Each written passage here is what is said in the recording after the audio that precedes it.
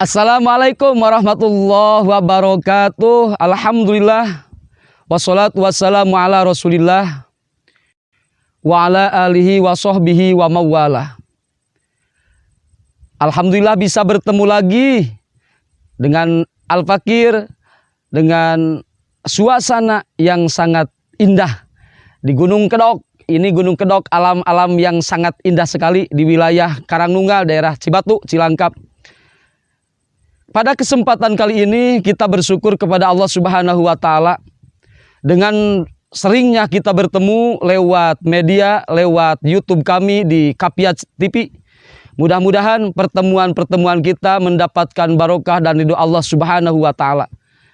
Dan kita semua dengan banyaknya bertemu dan banyaknya kita saling mengingatkan, mudah-mudahan kita bersama-sama ada dalam ridhonya juga mendapatkan syafaatul uzma jaga di yaumal jaza. Amin ya Allah ya rabbal alamin.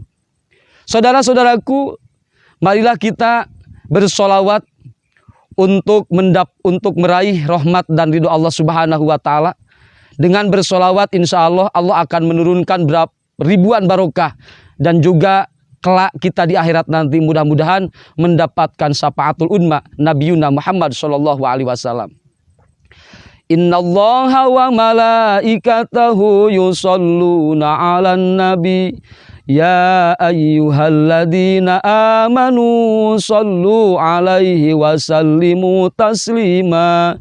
Allahumma sholli wa sallim ala rasulil azizid dhamin Al-harisi bil mu'minina ra'ufir rahim Sayyidina Muhammadin wa ala alihi wa sahbihi ajma'in wa ala sairin nabiyyina wal mursalin salatan wa salaman daimain tujibu bihima da'watina bisuratin amin wa salli wa sallim kadalika ala rasulil karim dil quwwati idadil arsil makin al-muta'isammal amin Jibril wa ala sairi ru'usail malaikatil muqarrabina wa ghairihim wa ala jami'il awliya'il awwalina wal akhirin wa ala ahli ta'atika ajma'in. Marilah kita bersolawat kepada Rasulullah Muhammad sallallahu alaihi wasallam. Insyaallah bersolawat itu banyak barokahnya dan juga Allah akan bukakan pintu-pintu ijabah dari segala doa kita. Amin ya Allah ya rabbal alamin. Saudara-saudaraku, sahabat-sahabatku, juga para masyayikh yang mungkin saja banyak para kiai yang menonton di YouTube kami Kapia TV. Semoga ini YouTube, ini media sosial kita gunakan untuk saling mengingatkan dan kita gunakan untuk watawasau bil haqi watawasau bisob.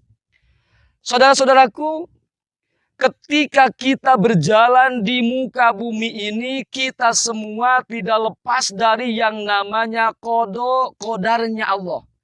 Qada-qadar itu adalah salah satu yang wajib kita imani. Dari rukun iman yang 6 adalah salah satu yang wajib kita imani adalah qada-qadarnya Allah. Ada ketentuan Allah Subhanahu wa Ta'ala. Yang baiknya juga yang buruknya itu adalah ketentuan Allah. Marilah kita bahas dengan kemampuan yang saya miliki walaupun cuma sedikit tapi mudah-mudahan bermanfaat. Apa yang dinamakan qada dan apa yang dinamakan qadar. Qada itu adalah ketentuan Allah Subhanahu wa Ta'ala yang sudah ada dari ajalinya, yaitu alam sebelum dimana diciptakannya makhluk-makhluk Allah. Qada itu sudah disiapkan oleh Allah Subhanahu wa Ta'ala, yaitu ketetapan Allah yang berhubungannya dengan manusia, dengan makhluk-makhluk yang ada di muka bumi ini. Segala sesuatu yang Allah berikan kepada kita itu ada qadanya Allah. Yang kedua, ada yang dinamakan adalah qadar. Apa itu qadar? Qadar itu adalah wujud dari qada, yaitu ketentuan qadarnya Allah terhadap manusia dengan ketentuan yang sudah ditentukan oleh Allah Subhanahu wa ta'ala. Itu namanya qadar. Maka insya Allah dalam pembahasan kali ini ada yang namanya qada. Qada itu terbagi dua bagian. Yang pertama adalah qada mubrom. Yang kedua ada qada mu'allaq. Apa qada mubrom? Saudara-saudaraku, qada mubrom itu yaitu ketentuan Allah yang tidak bisa diintervensi oleh daya ikhtiar makhluk, daya ikhtiar manusia. Tetapi segala sesuatu yang Allah jadikan, itu semua tidak akan ada yang merugikan kita. Dalam Al-Quran Allah menjelaskan, Allah Subhanahu wa ta'ala tidak akan menggantikan sesuatu yang sudah dijadikan oleh Allah, dan tidak ada sesuatu yang mendolim terhadap abdi-abdinya Allah. Maka dengan ketentuan seperti itu, Allah Ta'ala menjadikan sesuatu terhadap kita, semuanya ada hikmahnya, semuanya ada manfaatnya. Karena Allah itu tidak ada sesuatu yang terjadi yang diciptakan oleh Allah terhadap diri manusia yang mendolimi manusia. Ya, yang kedua, ada yang dinamakan qada mu'allaq. Qada mu'allaq itu ketentuan Allah yang disambungkan dengan daya ikhtiar makhluk. Dalam Al-Quran ada laha ma kasabat wa alaiha maktasabat.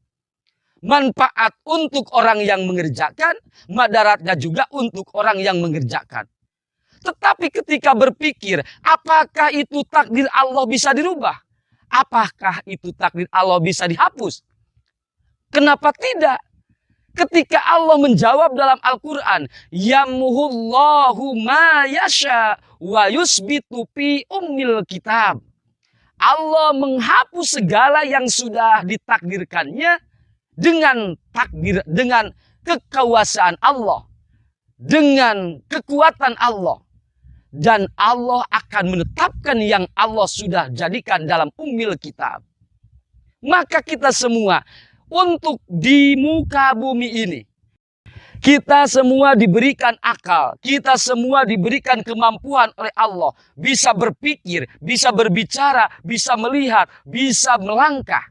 Mari kita ketika ada sesuatu yang merasa berat dalam kehidupan, segala sesuatu yang diinginkan dalam kehidupan, Allah Ta'ala memberikan kemampuan kepada kita dengan pertolongannya. Contoh, ketika kita akan melaksanakan sesuatu yang baik, maka jangan sampai kita lupa doa.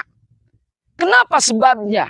Karena doa itu adalah sesuatu ataupun satu perkara yang insya Allah akan mendorong perubahan dalam qada mu'allaq.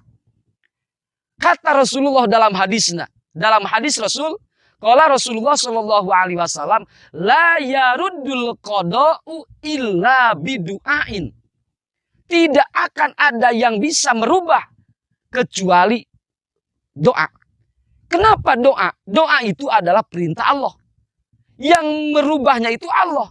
Ketika kita berdoa, maka Allah dengan kuasanya, dengan izinnya, doa diijabah langsung. Segala yang kita takutkan, kalau seandainya kita mau celaka, kita berdoa, Allahumma salimna min afatid dunya wal akhirati wa adabihima wa fisnatihima innaka ala kulli syai'in qadir. Kita memohon kepada Allah untuk diselamatkan, maka dengan kuasanya Allah, segala yang kita takutkan tidak akan terjadi.